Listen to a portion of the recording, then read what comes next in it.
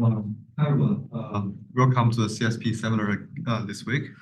So this week is our great honor to have Professor Venkat from Caltech to give us a talk. Professor Chandrasekaran is competition mathematical science and electrical engineering at Caltech. Before that, he received his PhD in ECS. Weekend has done many interesting work in optimization, semi-definite programming, etc. So with our PhD, I know his work on atomic norm minimization, low-rank sparse decomposition, learning semi-definite regularizers. So work many awards like the Sloan Fellowship in Math and informs young researcher award in optimization. Today, we'll talk about something interesting on false positive error. Well, welcome. The room is yours. Thank you. Thanks for the very kind introduction and the invitation. This is all joint work with my former student, Armin Taib, Peter Buhlman, and Parikshit Shah.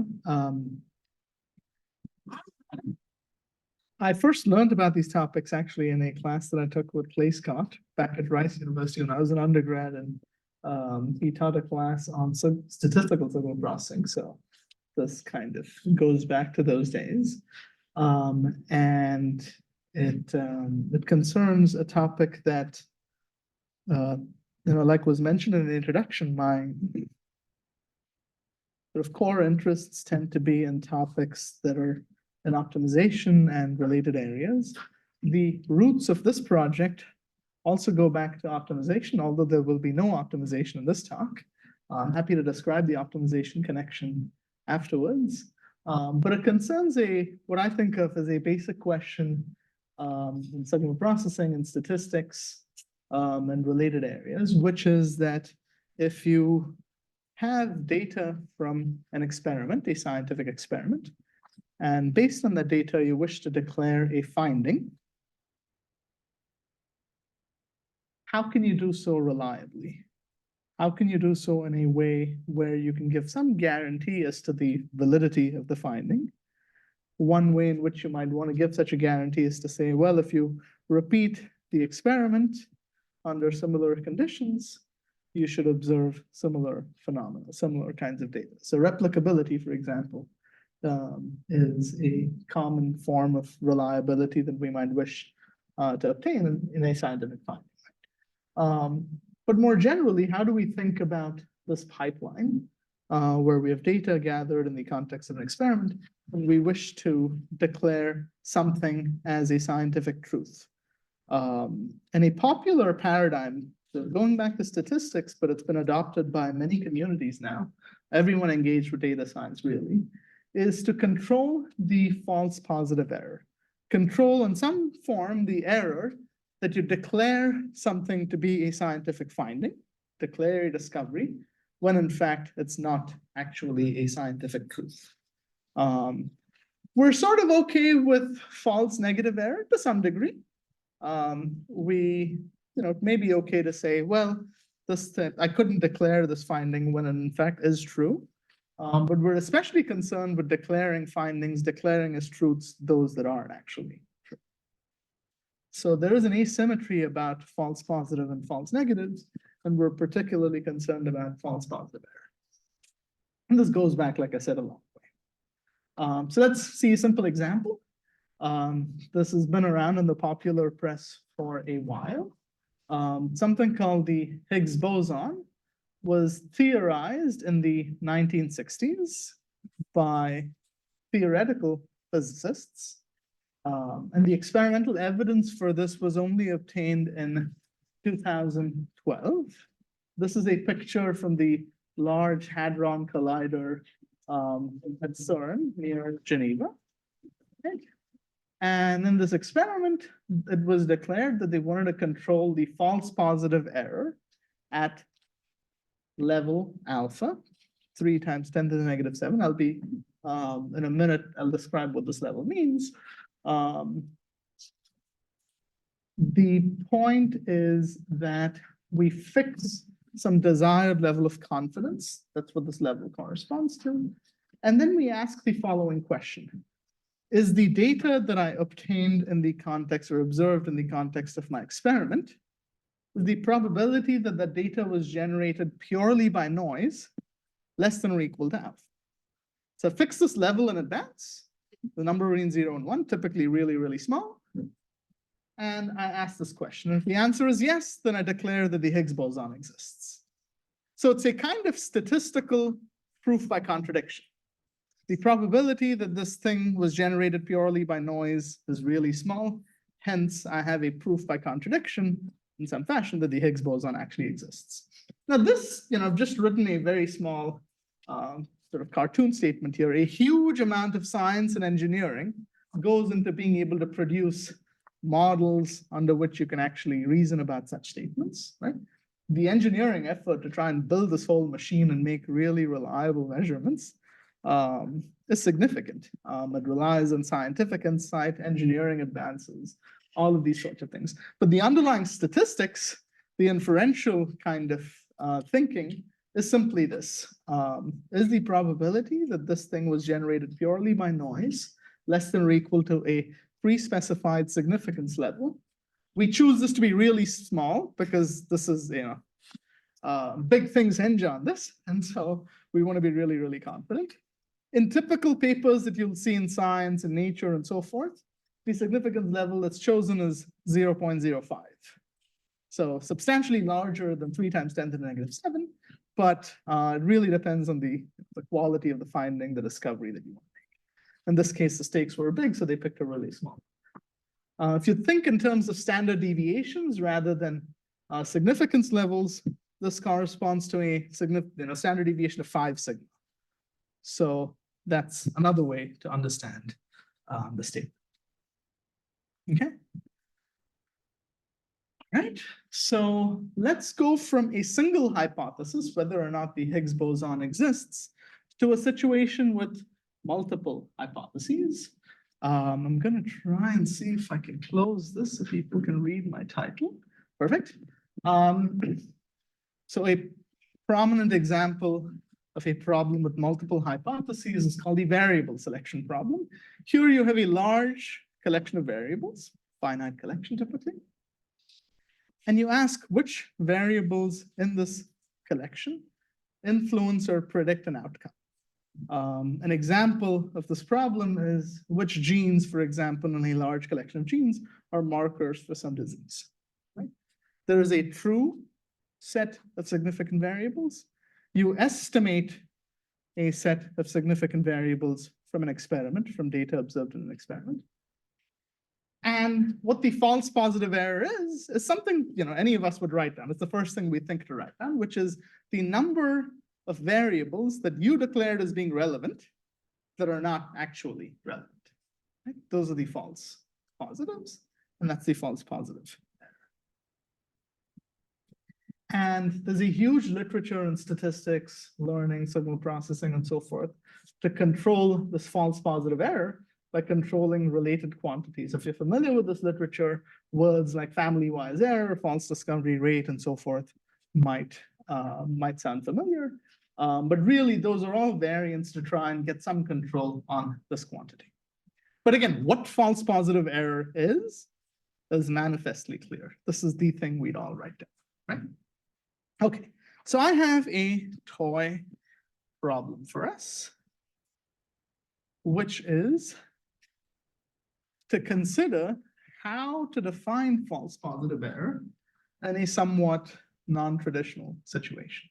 The problem is quite traditional, but seeking a definition of false positive error in this context is not. So here I wish to cluster 3 items based on some notion of similarity, A, B, and C. Okay? The null model, the model corresponding to no scientific finding, no finding at all, no discovery, is that A, B, and C each live in their individual clusters. The true model, the actual scientific truth, is that A and B are in one cluster and C is in its own cluster.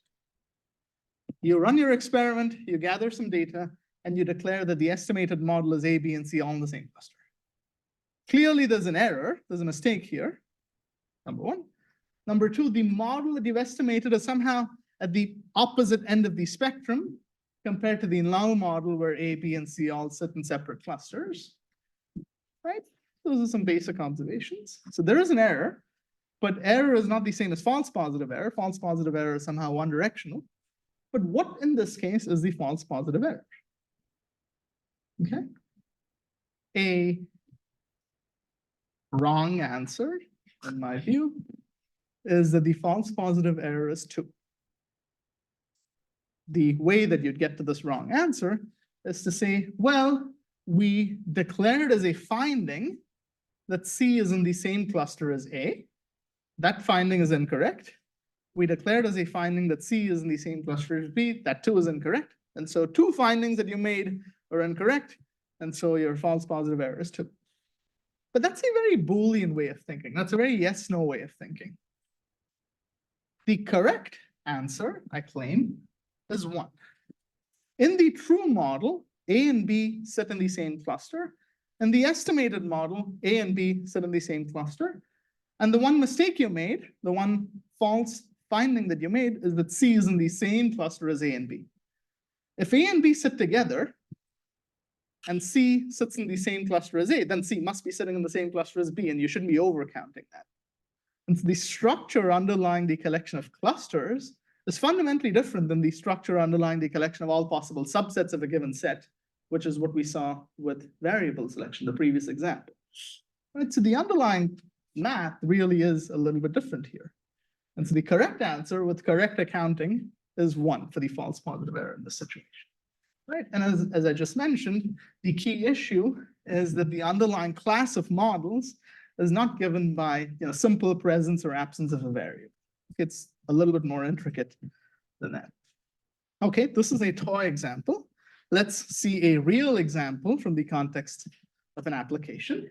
There was a prominent paper in Science about 20 years ago, which wanted to, the paper by biologists, they wanted to identify signaling relations and pathways among 11 proteins, given something called abundance level data. I'm not a biologist, so I don't know what abundance level data means. I don't know what these proteins mean, but these are the 11 proteins that they were interested in. And the proposal of this paper, and it's been influential in this context, is to fit what's called a Bayesian network to this abundance level data.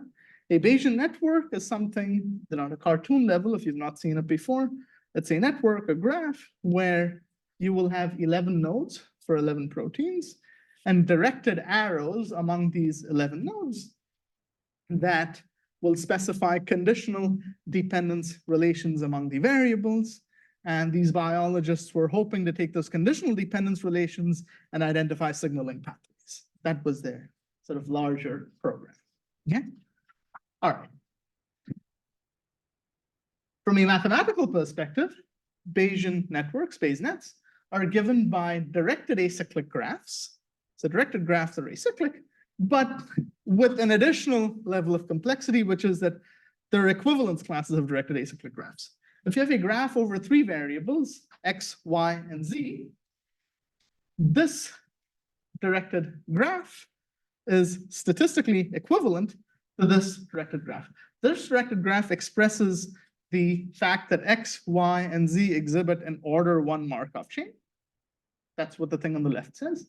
This is the same thing in reverse.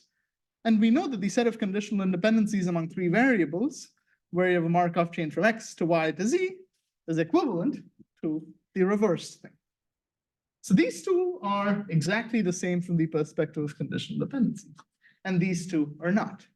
This is just among 3 variables. Imagine now an intricate kind of graph involving 11 variables, right? So here, how would we define false positive error? Taking all of this equivalent structure into account. It's substantially more challenging. With the previous case, with the toy example, we kind of had a reasonable answer. Here, it tends to get even more intricate. And this shows up over and over and over, right? There are lots of model classes that are not given by simple Boolean structure. In clustering, models are really given by partitions of a set. And we want to take that partition structure into account. In Bayes net identification, they're given by equivalence classes of directed acyclic graphs. If you wish to solve ranking problems, your models are given by permutations.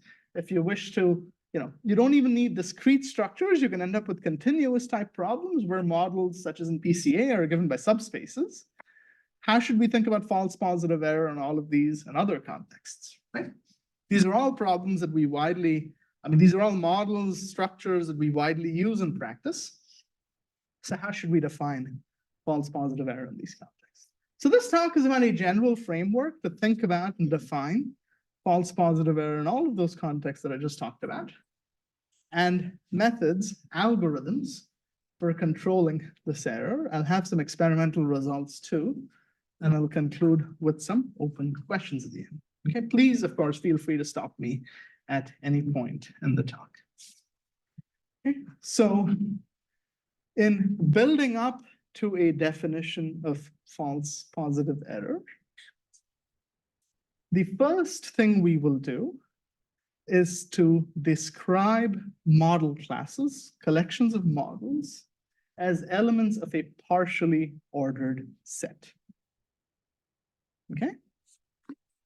If you've not seen what a poset is, we're going to work through the definition. And this is a simple toy example of a poset, but it will make sense once we work through this definition. Okay? A partially ordered set is a tuple of two things. One is a collection of things, and the second is what's called a relation or a partial order, talking about when one thing in L may be less than or equal to another thing in L. Okay? So the three properties that this partial order or this relation must satisfy are reflexivity, transitivity, and antisymmetry. Reflexivity means that it should be valid to say under this relation or partial order that any element is less than or equal to itself. Okay. Transitivity says that if x is less than or equal to y and y less than or equal to z, then x should be less than or equal to z.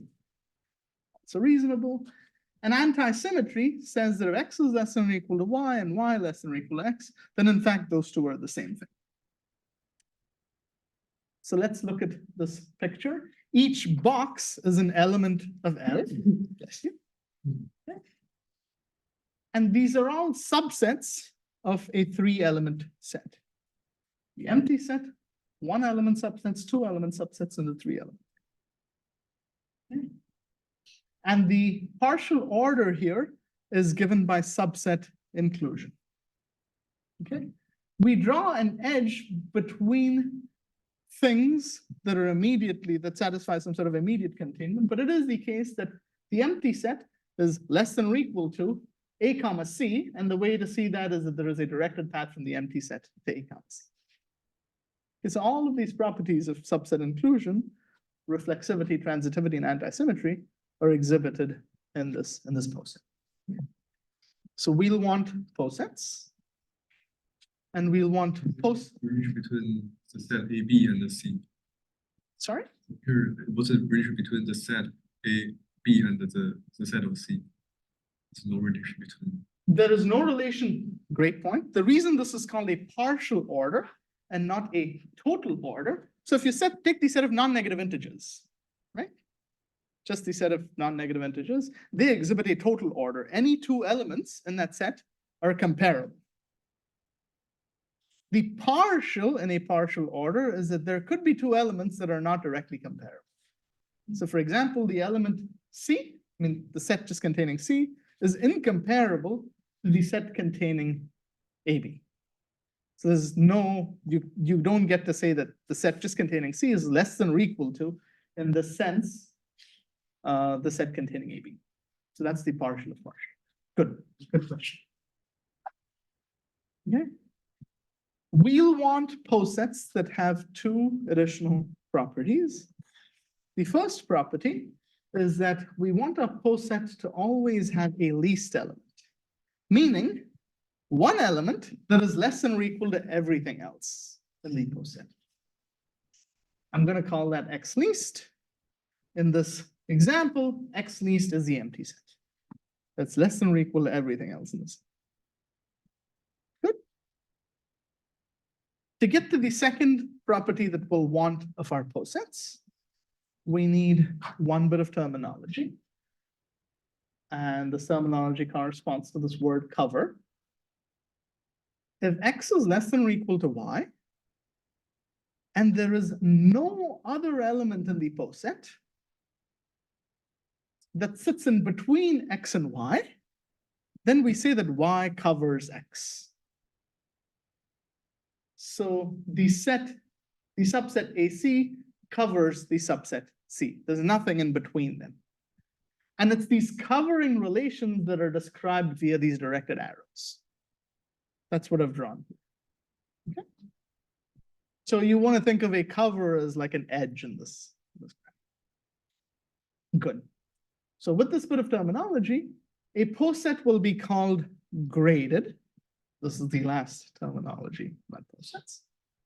If there exists a function that takes poset elements and spits out natural numbers, satisfying these two conditions. Let me do this. Okay, that's the best. Okay.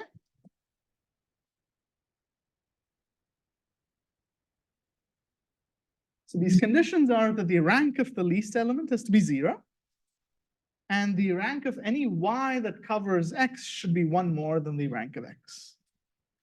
And one nice thing about graded posets is that if I take a look at the least element and consider a path to any element, let's say AC, all these paths will have the same length. And this is a particular property of graded posets. And that path length will be equal to the rank of that element. And I've drawn this poset in a way that exhibits this grading property, right? The bottom thing is rank 0. The next thing up is rank 1, rank 2, and rank 3. So you want to think of them as being layered. So we will, in this talk, consider posets that have a least element and that are graded. Okay, in the spirit of these 2 slides. Okay, so I wanted to go about this because I wanted to think of model classes as posets. The first example is the variable selection problem, where we have the same poset that I just drew as my example over the past couple of slides. The poset consists, the elements of the poset are subsets of a collection of variables. The ordering relation is given by subset inclusion. The least element is the empty set, and the rank that I have available to me because of grading is the cardinality of a subset. Good. But with this language, you can talk about other things too. We can talk about clusters of 4 elements. This is called the partition poset in the math literature and the combinatorics literature. L here corresponds to all possible partitions of a set of items. The ordering relation is given by refinement of a partition. So if I take, let's take this one. This has ABC in one cluster and D in another. Refining it to a finer clustering gives me AB in one cluster, C in its own cluster, and D in its own cluster. So here the relation is given by refinement. The least element is each item in its own cluster. And the rank is the number of items minus the number of clusters. Okay. So this is a graded poset too in the context of clustering. And principal components analysis. This is a poset consisting of infinitely many elements, so a bit difficult to draw, right? The elements of the poset are all possible subspaces of a finite dimensional vector space. The ordering relation is given by subset inclusion. The least element is the 0-dimensional subspace given by just the element, just the origin. And the rank is equal to the dimension of a subspace. So in this formalism, objects or models consisting of infinitely many model classes consisting of infinitely many models are also permissible with this, with what we are discussing. And a great thing about thinking about model classes as posets is that they really provide, I think, a very convenient language to talk about statistical model selection. The ordering relation describes model containment. You think of a simple model being contained inside a more complicated model. That's really what the ordering relation does for you. The least element specifies the null model, the one model that represents no finding at all. And the rank function gives you a measure of model complexity. You go from a model of complexity 0 to 1 to 2 and so on. Right? So all of these poset theoretic objects that we just saw really have nice counterparts in the context of model selection. Okay, so we're going to view models as elements of a partially ordered set. How do we define false positive error? The way we're going to define false positive error is to first define what a true positive is. And then once you have a notion of true positive, you can kind of perform the appropriate subtraction and get false positive. And we'll go through that slowly. Okay. So this slide is about trying to get to, we'll go through it very slowly. This slide is about trying to define a notion of true positive or a true finding, right? We're going to fix a graded poset that consists of a least element, right? Like we just discussed. And a function that takes two poset elements and spits out a real number will be called a similarity valuation if three properties hold. We'll go through each of them carefully. Valuation is just terminology from the combinatorics literature, where if you have a function defined on posets that respects the poset ordering, then those things are called valuation. So that's the reason we chose that term. But really, the operative term is similarity here. That's what we want to focus on. So let's go through each of these three conditions one by one. So as we work through these conditions, I want you to think of y, one of the arguments, as being the true model, x, the other argument, as being the estimated model, and rho xy, the similarity function, as being the amount of true finding that x represents about y.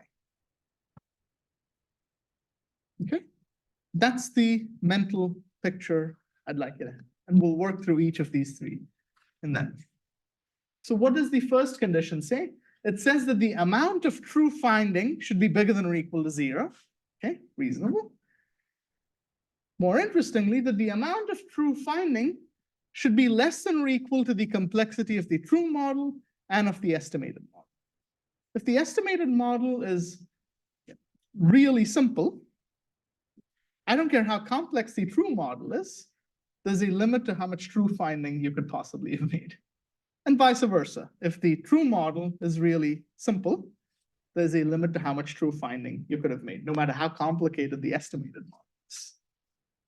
Right? So if either of these is really small, then there's a limit to how much true finding you could possibly make. And again, think back to variable selection if any of these things feel opaque. You know, have a true subset, an estimated subset. If either of those are small in cardinality, the amount of variables that I declare as relevant that are actually truly relevant has to be small. It can't be really big. Okay, condition 2. If I bump up my estimate from x to z, and when I say bump up, I literally mean that z is greater than or equal to x. So I have a more complex model that I've estimated. I have a more complex estimate that must mean more true finding. It can't be that the amount of true finding has gone down. And that's what this corresponds to.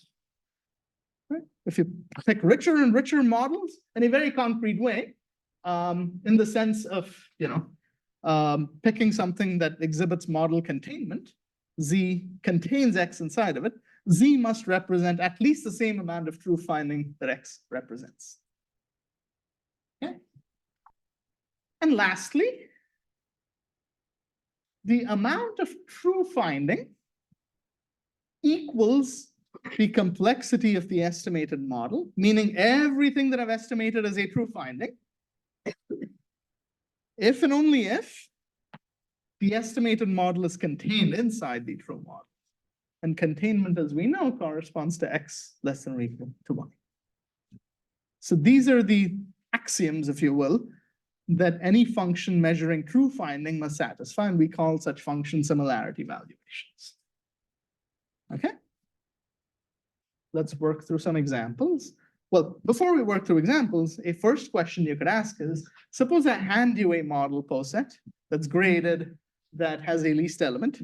Does there always exist a similarity valuation? Does there always exist a function that actually exhibits all of these three properties for an arbitrary poset that is graded and has a least element? That's the first question, right? And it turns out that the answer is yes. There always is one. We call it row meet. If you're familiar with the poset literature, the meet corresponds to a particular operation in a poset.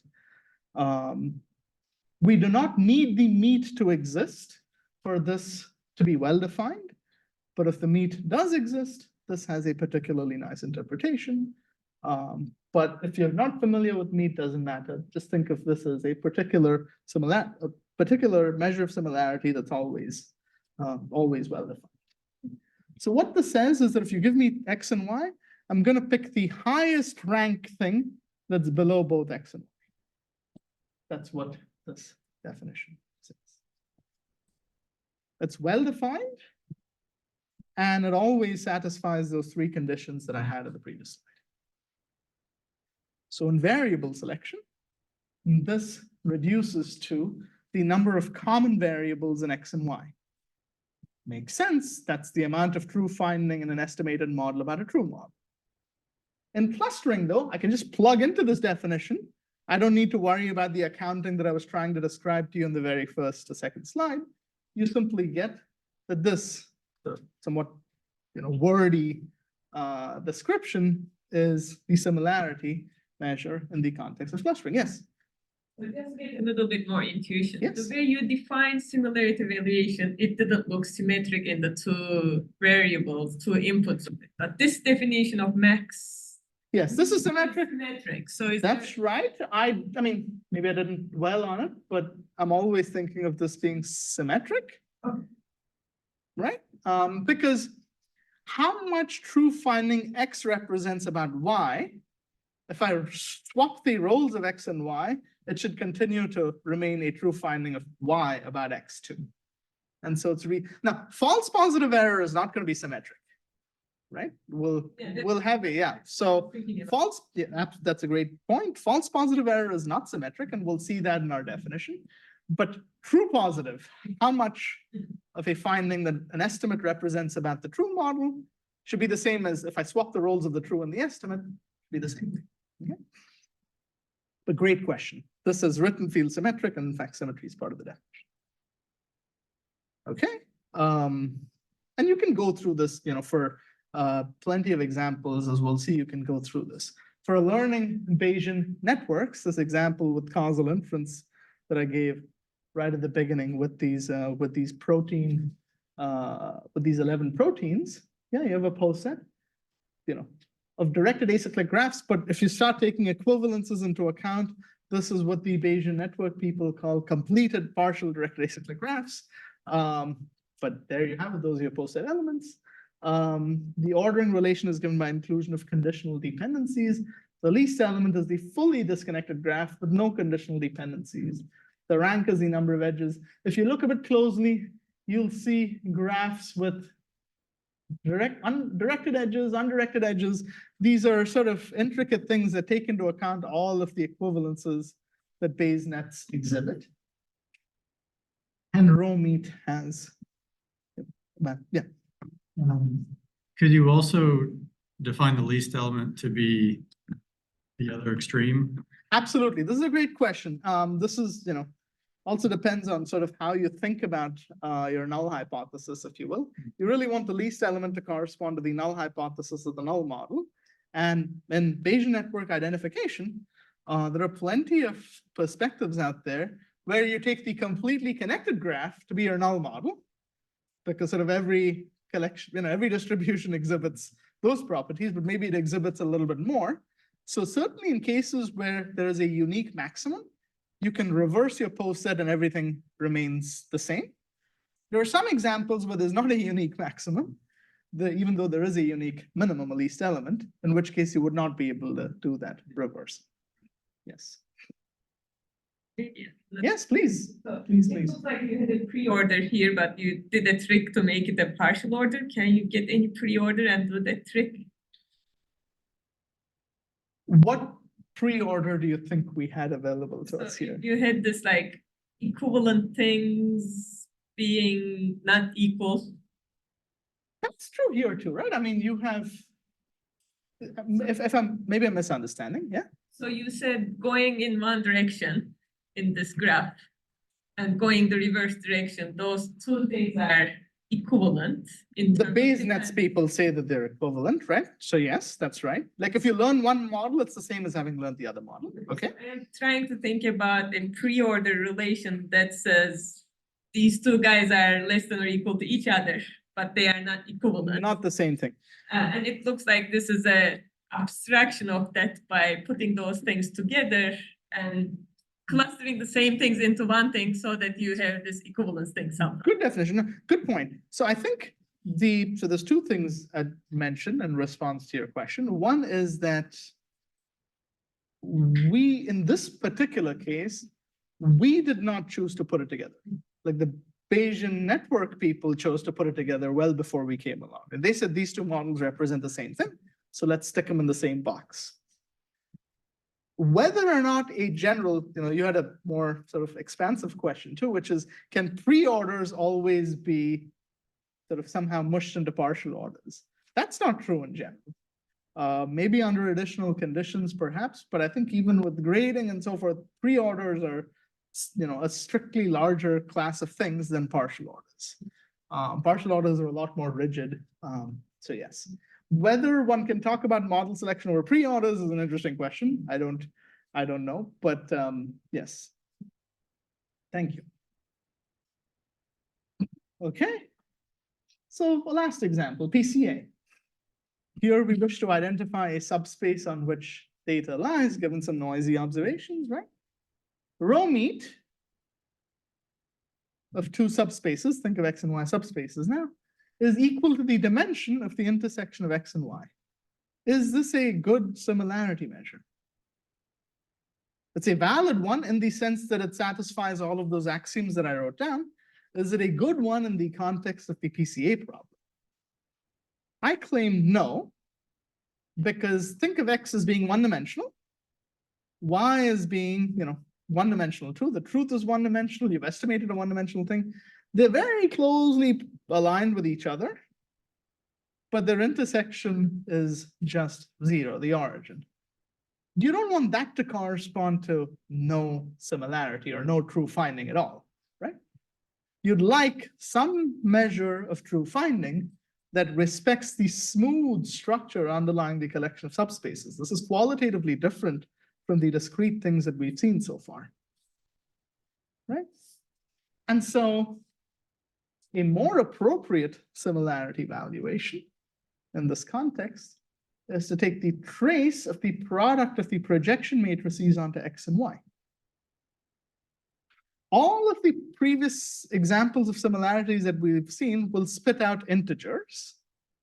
This will spit out a real number in general, but it still exhibits all of those properties that are required of similarity valuations.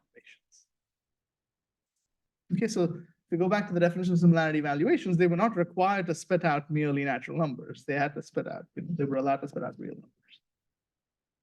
So that's allowed here. But one of the messages here is that the utility of everything I'm talking about really depends on a well-chosen similarity function. If you choose a poor one in the context of an application, you're not likely to get very interesting results. And that's the same thing with the choice of a loss function in point estimation, right? Do you wish to optimize the L2 loss, the L infinity loss, the L1 loss, whatever? Really, all of those are valid loss functions. If you look at the definition of a loss functions, all of them will satisfy that definition. But whether or not it's useful in your application really depends on the application. Same thing here. You have to think about your choice of a similarity valuation and see if it makes sense in the particular context of your model selection. You certainly want to satisfy all of the conditions we had, but there are lots of choices to be made even within those constraints. The last thing I'll say is that rho meet is a valid similarity valuation always. In this continuous or infinite example, it turns out to not be a suitable one. But there are even discrete posets, not just continuous ones, discrete ones where rho meet does not do the right thing. You kind of need different definitions of similarity valuations that kind of are better suited to the particular application at hand. So this issue that I'm mentioning here is not merely one about continuous posets. It's a, can be a more general issue too. Yeah. If I take it's a matrix multiplication or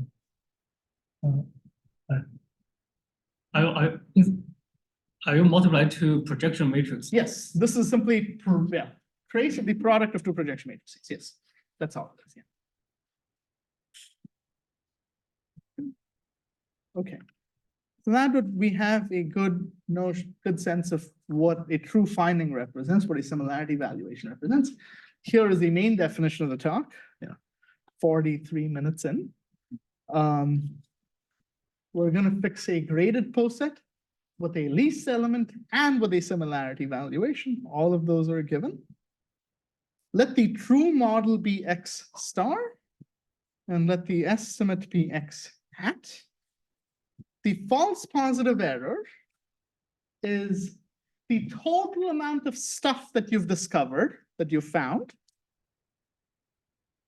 minus the amount that represents a true finding about X star.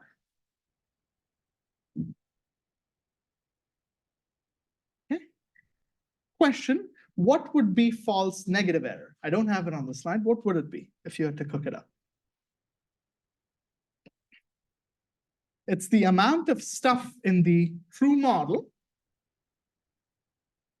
that is not discovered by your estimate, right? So it would be rank false negative error would be rank of X star minus rho of X hat comma X star. Right? But this is the false positive. question. Sorry, yes? I've just been wondering, so does the classical statistical setting fall into this, like hypothesis test, binary hypothesis testing? How would you define your poset and your your rank and so forth to recover classical? I mean, so in classical sort of, this would be H0.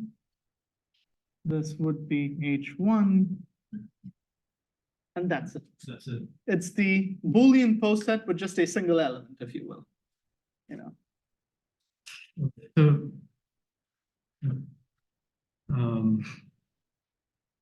yeah, so there's no notion of probability here. There's no, there is no probability so far. This is purely combinatorics. There's no probability yet. We will get to actual data in a minute.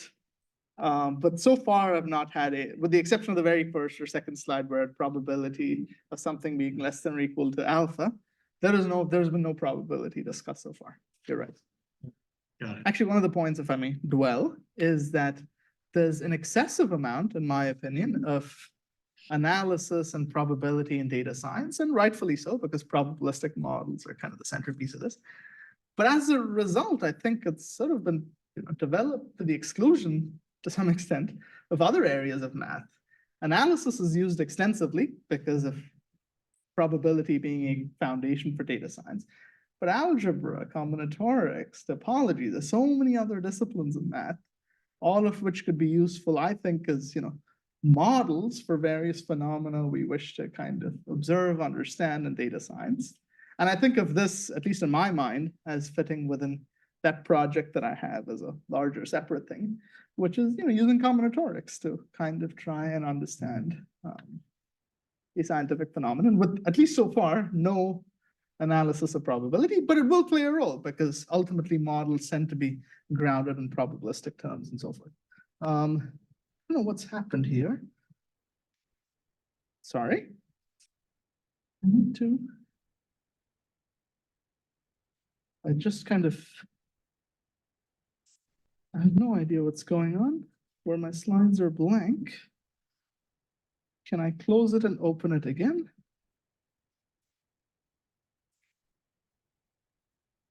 Let's do Michigan. Da-da-da-da-da. Oh, perfect. Yes, I'm back. Good. There is also interest in controlling something called the false discovery proportion, which is the sort of the fraction of things, the fraction of your discovery that's a false positive. And so that is simply in our context given by the false positive error divided by the amount of total discovery, which is the rank of X. And this is a post-set generalization of a prominent work by Benjamini and Hochberg about 30 years ago. All right, so we have a definition of false positive error. And I now want to talk about methods, algorithms for controlling this error. Here, I will focus only on discrete posets. The continuous case is substantially more intricate. In the discrete case, I'm able to provide a sort of unifying story. In the continuous case, as far as I understand, at least one seems to need to proceed case by case. So fix a discrete poset. Should do the fancy.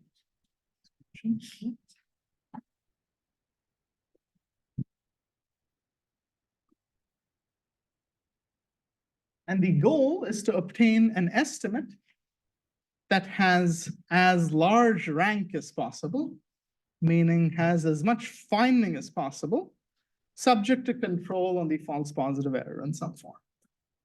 Okay.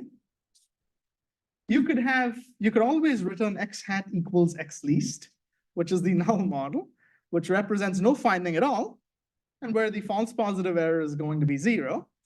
But that's not a very interesting situation. You want to make as much finding as possible, but subject to control on this quantity.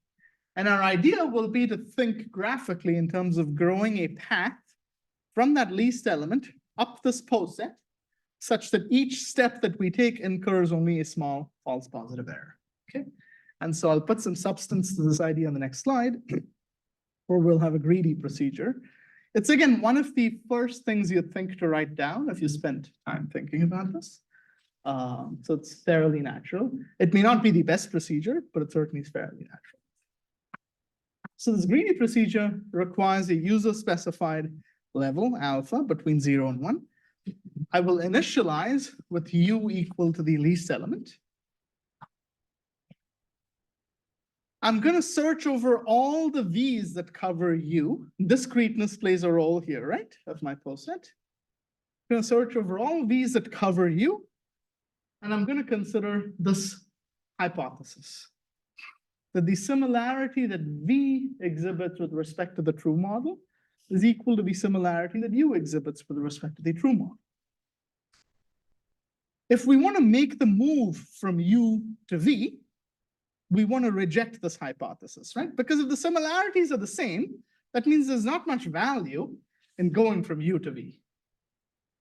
So we want to reject this hypothesis, and we want to find that v where we can most strongly reject this hypothesis. Because that, in a greedy sense, represents the best possible move I can make from u to the next most complex model. And so we're going to let p sub uv be the p-value associated to this hypothesis, and there's no hypothesis. And so if this value is small, that provides evidence for rejecting the associated hypothesis. That's how we should think of this. And so what we'll do is consider the minimum overall v of these p-values. If it's less than or equal to my pre-specified level alpha, I'm going to set u to be that minimum v, and I'm going to go back to step 2. And if the minimum here is not less than or equal to alpha, we set x hat equal to u, whatever I have right now. Okay. And for this greedy procedure, we have a theorem. Fixed graded poset with the least element in a similarity row. Before describing the theorem, I need a definition. A set S of covering pairs, pairs UV where V covers U, in L will be called minimal if for any covering pair of L, there exists a pair in S where the rank of the thing in S is less than or equal to the rank of the original thing I started with in L. And the difference in similarities is equal, whether I plug in the thing from L or the thing from this minimal set S, over all possible models in L. So I don't know the truth. I don't know X star. It's the thing I'm trying to identify. But this needs to be true over all X star and L. So any moves that I might make in my poset, where I'm trying to judge whether to move from U to V, can equivalently be considered purely in terms of the U prime, V prime in S. Right? So if I have a small set S, that's why I use the word minimal, I don't have to consider all possible covering pairs in L. I only need to consider those in this minimal set S because they suffice to kind of capture everything that's going on in L. Okay. I'll give a few instantiations of S in a second, but I just wanted to describe my main theorem. The output X hat of the preceding greedy procedure exhibits this condition. The probability that the false positive error, sorry, I didn't mean to put X, I just meant to put X hat here. No test, ignore the test. The probability that that false positive error is bigger than 0 is bounded above by alpha times the cardinality of S. So it is useful to have identified a minimal set that is as small cardinality as possible. Where did the probability come here? The probability comes in with the p-values associated to these hypotheses. That's a probabilistic quantity. Right? Where do those come from? Those, I mean, that really is context dependent. You can always formulate a null hypothesis and have an associated p-value. And how you obtain that p-value, really, you're working with a clustering problem, a ranking problem, what have you.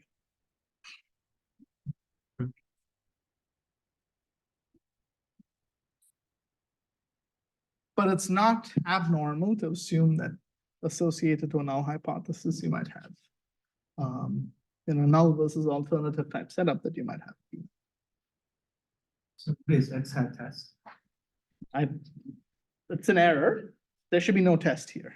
That's, yeah, made this point, but yes, no test. Yeah. So previous picture is a greedy method for specific hypothesis testing problem. No, the previous method works for any poset. It's just that as a subroutine, I'm testing whether to make the move from U to V. And so I consider that hypothesis. So as a subroutine, it uses sort of null versus alternative testing, but the overall procedure still operates in any discrete poset. Yeah. Just to understand, why are we considering covering in the previous slide? Why are we considering covering pairs that are equal rather than like greater? Like, why don't we try to find something that has more similarity to the? Yes, that's the goal. Mhm. But if this is in fact true, if you accept that hypothesis, then that's not a V in where you want to move. We want to reject that hypothesis. That means they're not equal, and you hope to make that move. When you reject that hypothesis, when the p-value, the associated p-value is as small as possible, and that's what this corresponds to. So yes, we write down the thing we'd like to reject with theta. Yeah. So is there any multiple testing to adjust the value of alpha? Great question. That was going to come up in the very next slide. But any other questions about this theorem so far? Yeah. Can you also characterize the probability of having, like, let's say, more than one or two false positive? Good question. I imagine, like, that's like, in this entire path, all I'm doing is as I build up this path, I want to have the probability of a false positive incurred anywhere on that path to be, very small. With what you're describing, you might have to do additional combinatorics to say, on this path of length k, choose 1, k choose 2, where might I have made errors, right? Yeah. And I suspect you could accomplish that in specific settings, but I also think that the post set for clustering will look very different from the post set for variable selection, will look very different from the post set for ranking if you were to try to do this in a case, if you were to try to do that generally, I suspect it would. The 0 case is kind of uniformly easy for all. But yes, to answer the question, the multiple testing correction, this factor of cardinality of S is exactly the Bonferroni correction that you end up with in multiple testing. Okay, that's exactly what it is equal to. It shows up in family-wise error control. If you have variable selection with P variables, the cardinality of S is simply equal to P. If you have the clustering of P items, the fancier formula for it, but it's merely a combinatorics exercise. It's not something else. Our procedure does not need access to what the cardinality of S is other than to set the correct level of alpha. You need to know that, but that's it. Okay. So, but this is exactly the multiple testing correction factor. That's exactly it. Yeah. Okay, so an example. We are interested in ranking countries based on students in those countries having taken an educational attainment test. There are 15 countries here. The null model is given by the ranking in 2015. And we have test scores from 2018, and we want to update our model from 2015 to reflect this. We don't just want to go based purely on the 2018 rankings. We want to update the 2015 one in some informed way.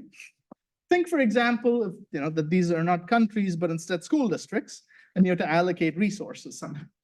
You really do want to make sure that whatever resources you were allocating just a few years ago, don't end up getting radically altered. You really do want to minimize false positive error in this situation by not swapping countries or school districts in an incorrect way. And if you apply the procedure that I just described, I'm happy to talk about how the p-values were obtained offline based on these 2018 test scores. If you want this, a level of 0.05, you plug in the cardinality of S into our theorem, and you get this estimate in 2018. And this is a rank 9 estimate.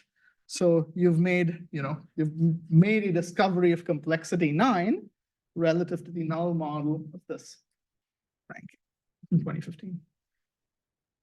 Okay. We have another greedy method, similar in spirit, but with the specifics being different. The architecture is just the same, where we control not the probability of false positive being bigger than 0, but the expected false positive error, but closer to what you were describing. And this is a bit more flexible. You can apply it in some other situations. Here is a partial ranking of 6 tennis players based on data from head-to-head results. We wanted a model with expected false positive error being less than or equal to 3, and we end up with this rank 8 model. If you believe, like I do, that Federer is the best, there's a false negative here, which is it wasn't discovered that he's better than everybody else, right? But so there's room for improvement. But we can go back to that example that I had right at the beginning with Bayes net identification. We have 11 proteins. We have 850 abundance level measurements. We want to obtain a Bayes net with false positive error. It's 2, and we obtain this rank 6 model.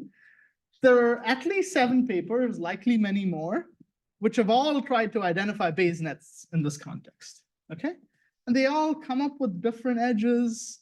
Likely they come up with more dense graphs than what we were able to come up with. but none of them are able to give a guarantee on false positive error control. With our procedure, we're able to. So we have a sparser graph than they do, than most of them do. There are likely more edges in this graph, potentially, right? In the true signaling graph, but we do have false positive errors. Okay. All right, so I will summarize. The first couple of bullet points are just about summarizing what I just talked about, a post-set theoretic framework for model selection, somewhat generally. In terms of future directions, there's one that we're engaged in right now, which is to try and develop frameworks, methods, theory for continuous post-sets. Everything that I talked about in terms of methods was only applicable to the discrete case.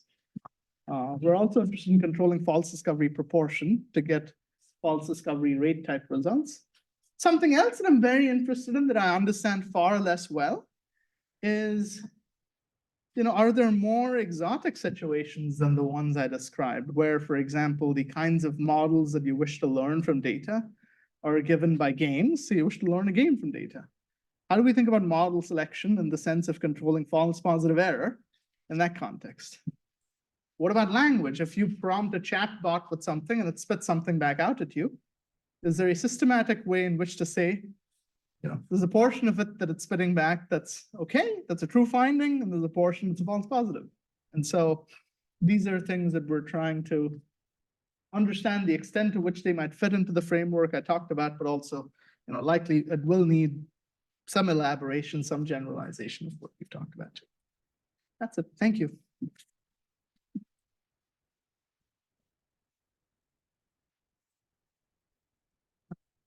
For the great talk, any questions? Audience?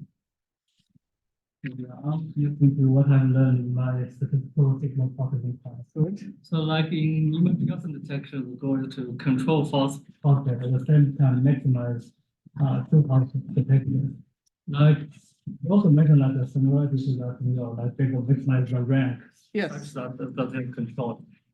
So like for your greedy algorithm that controls the false positive, does not maximize the. No, there is no guarantee on this. In fact, one of the things I was mentioning to Clay when we spoke earlier is we don't have an analog of a Neyman Pearson lemma here, which is, what are fundamental limits in false positive error versus power, or false positive versus true positive error, or false positive and false negative error trade-offs, all the same thing. What are fundamental trade-offs between these sorts of quantities? Number one, and what are procedures that achieve those fundamental trade-offs or approach them as well as possible? That's the second question, right? So those are completely open as far as I'm concerned. I think those are very interesting. I don't begin to sort of understand them even this sort of situation, the binary case, is a very interesting one. And the proof of the Neyman Pearson lemma is not hard, but it is intricate in its own way. And so trying to generalize that to more general situations, to these big post-sets is something I don't understand. And I think it's an interesting question. Yeah. Yeah, I had a question about this false positive error control method. I've heard that there's another method called knockoff. Okay. Which is like generating more like data augmentation technique.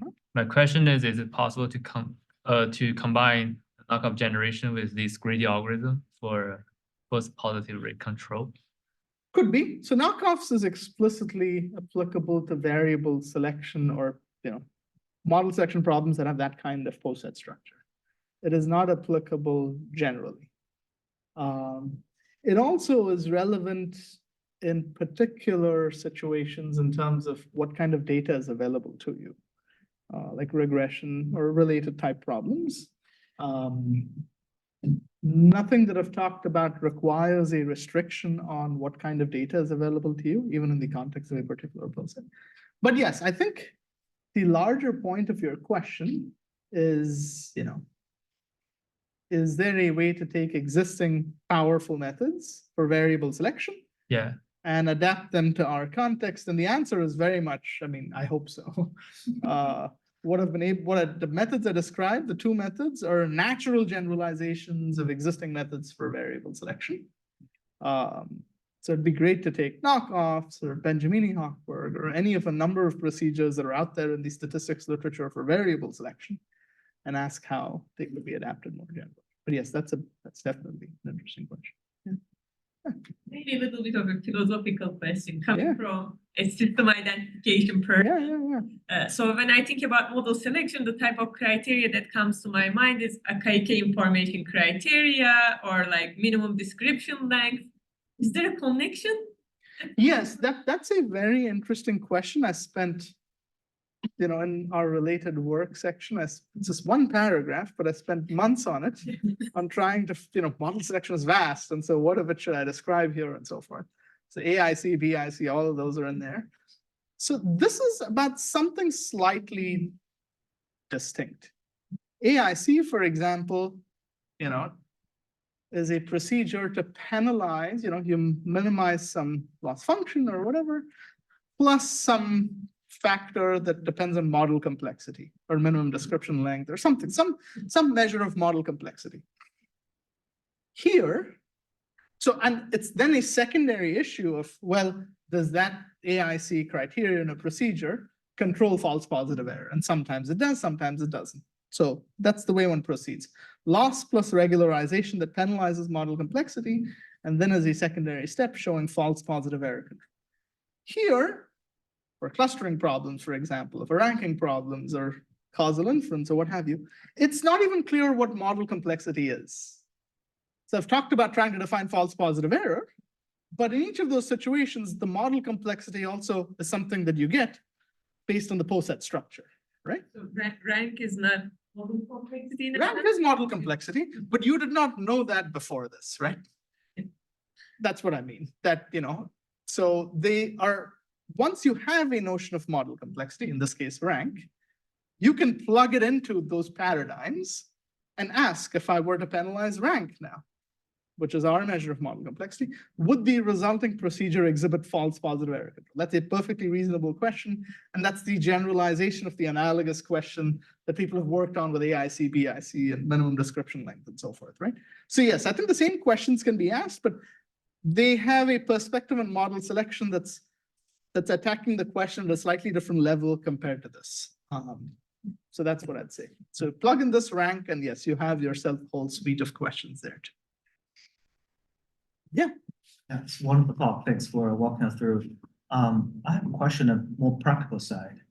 So, when you have, say, discover like 100 genes, and you say false discovery rate is like 5%. So you go ahead and do experiment on these, or if you have money, do experiment on these 100 genes, you expect 5% of them to be false or not find anything. So I was thinking, clearly this is a very beautiful generalization, but in the Bayes net example, right, you can say, okay, we discovered these equivalent classes defined graph models are having certain phosphor error, and you present results to the scientific investigator.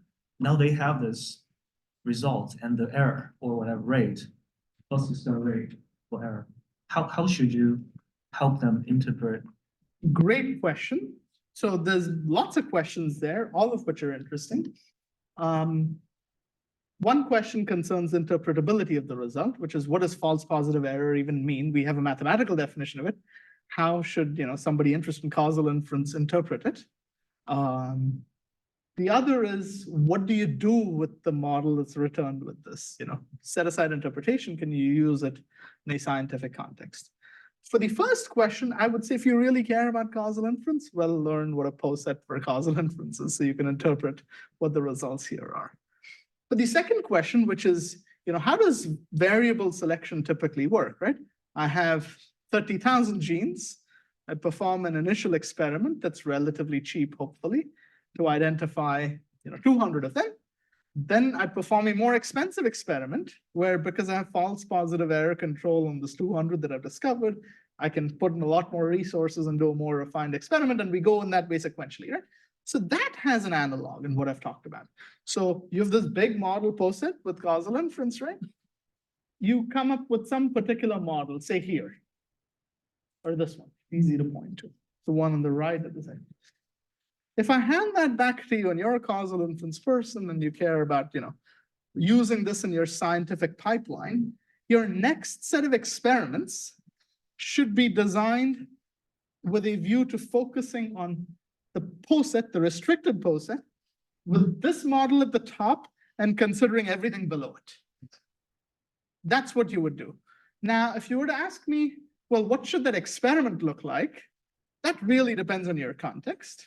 But you kind of, you'd have this big model poset, and then you refine with successive sort of experiment design, and you look at smaller and smaller model posets, and that's how you'd go. Thanks. Thank you. So, hello, so in your talk, you define this raw meat for specific problems. Is there like a systematic way to define this raw meat? This is the systematic way. Oh, That's raw meat. That's the abstract definition. Works for any poset, well-defined for any poset, and you can instantiate it in specific cases. yeah. Thank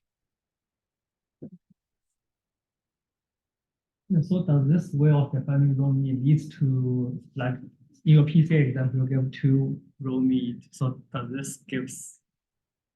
In PCA, this is what it leads to. Oh, And that's not very helpful. And so I define another one that still is a valid similarity evaluation, but it's very tailored to the PCA problem.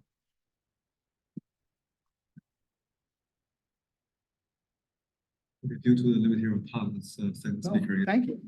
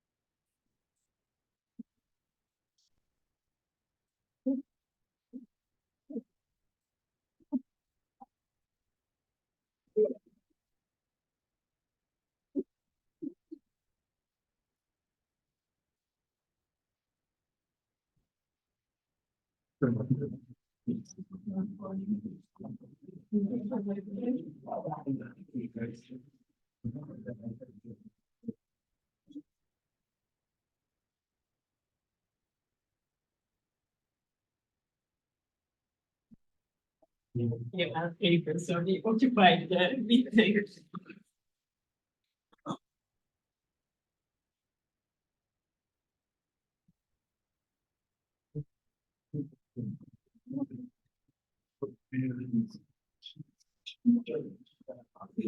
Where the similarity So if I give you a particular poset, and there's just one similarity, yeah, like the one defined by raw meats.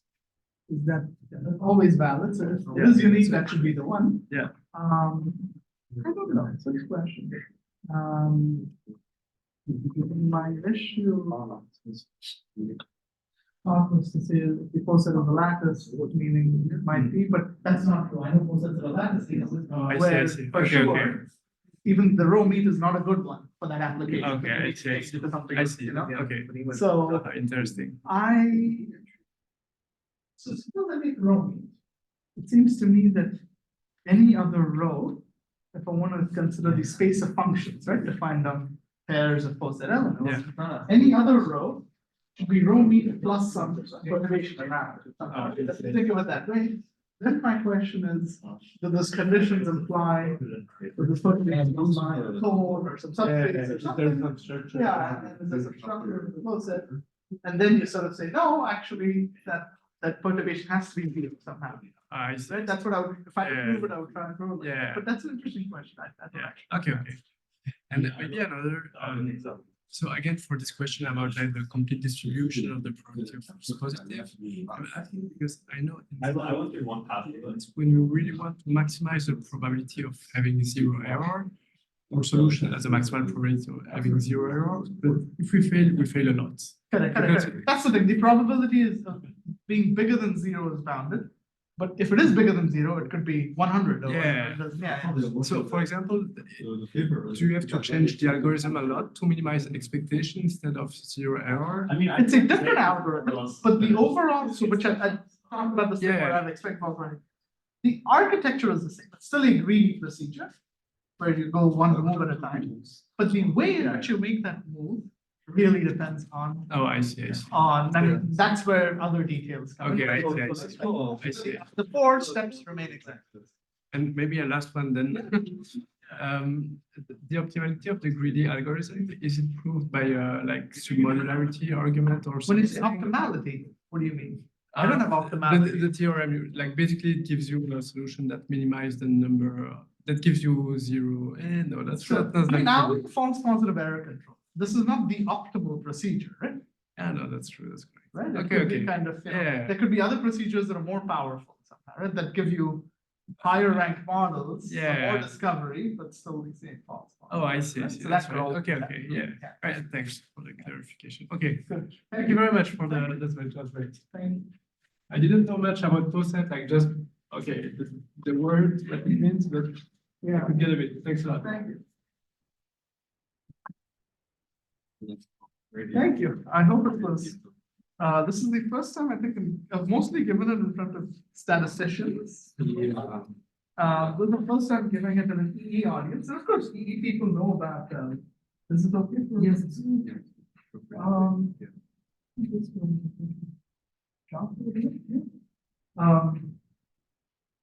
This is my first time giving. This is my first time doing it in EE. So, a little bit. Oh, thanks, changed it. What, any for the road or that one? for the road? To log on. Have a safe trip back. Thank you so Yeah, much. take Thanks for care. organizing. Yeah, absolutely.